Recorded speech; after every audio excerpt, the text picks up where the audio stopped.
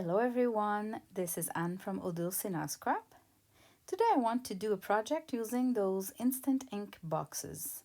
They are the perfect corrugated cardboard for me, and I hate to waste them, so I've been keeping a ton of them, and I just figured out that the side has kind of a little spine that I could use to create mini booklets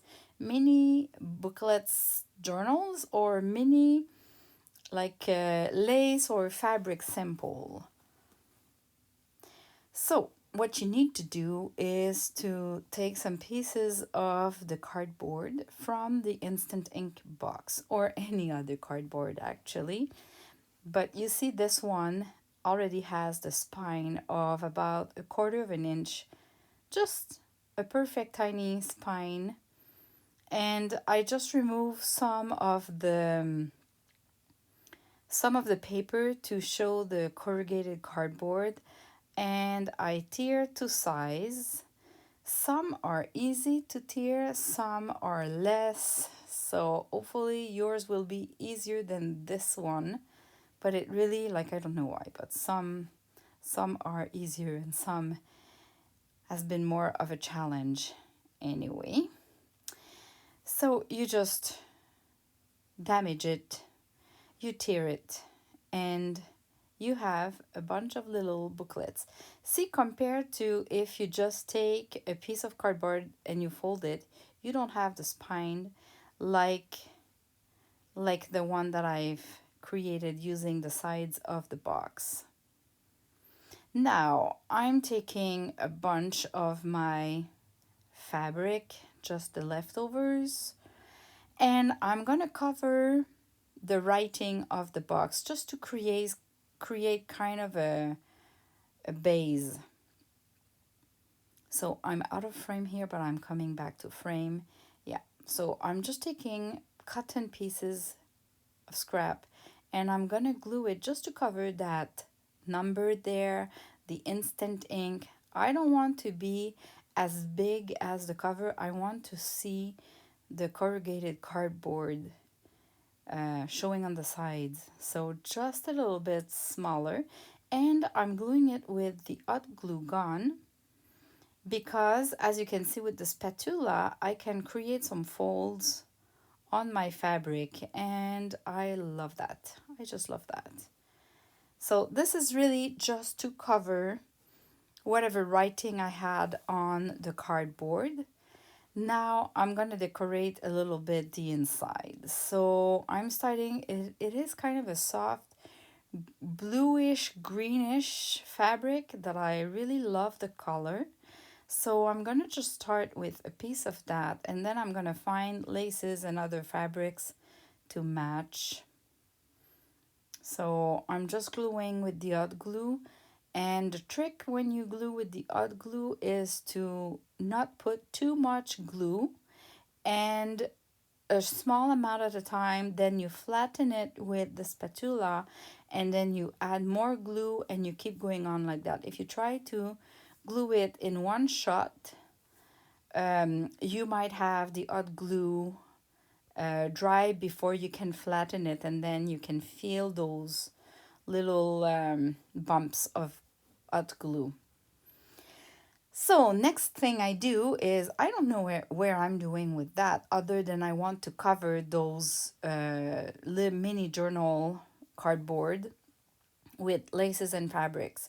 So I'm just gathering together all the pieces of fabric that I have in my scrap pieces.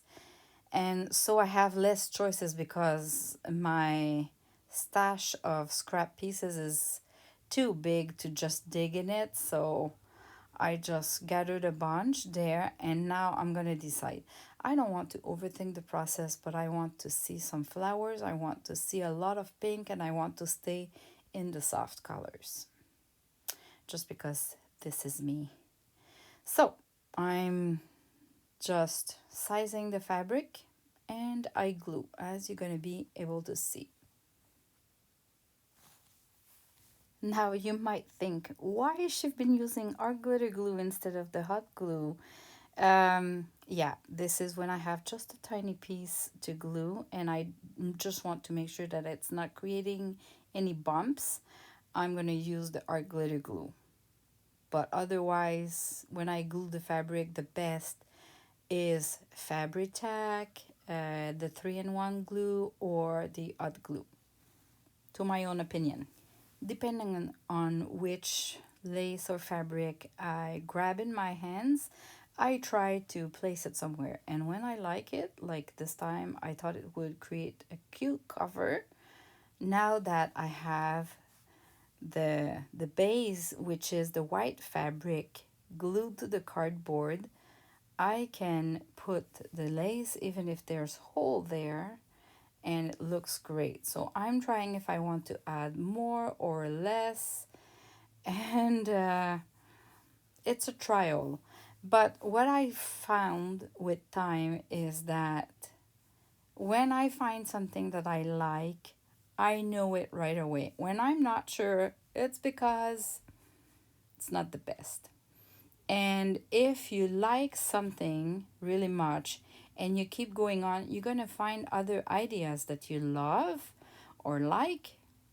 But then at the end, you're going to have to decide which one you prefer. So when I find something that I really love, I just stop there. I don't want a second or third choice.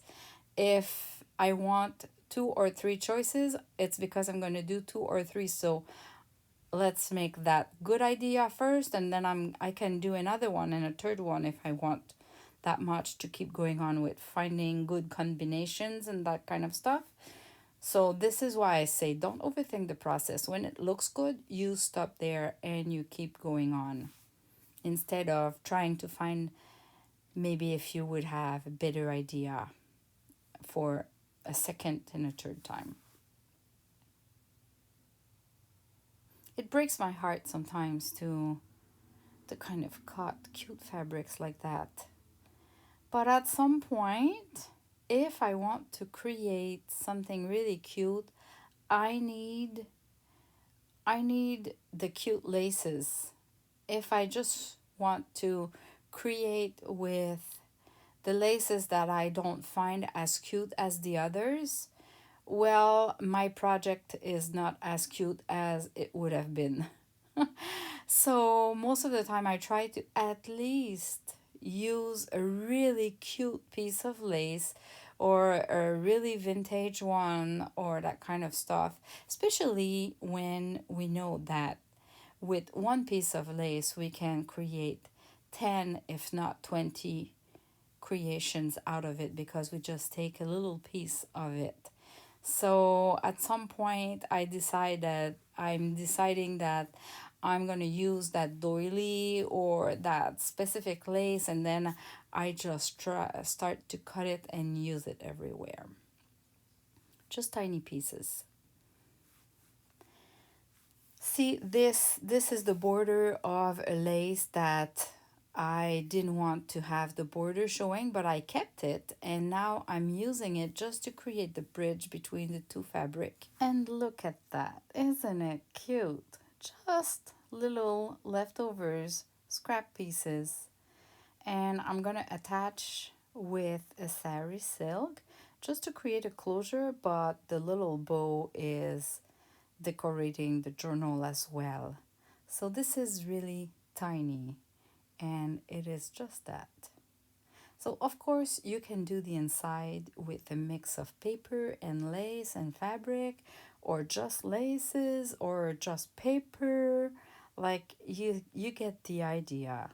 We just started with the corrugated cardboard that had a little spine and we decorated. So I'm gonna do another one here just to give you more ideas. And I just want to cover. And as you're gonna see here, my piece of fabric is really smaller than the one I've used in the previous project. I don't care as long as I'm hiding the writing. That's the only goal of doing that. It's to hide the writing and then have kind of a base that is that has no designs on, just plain blank.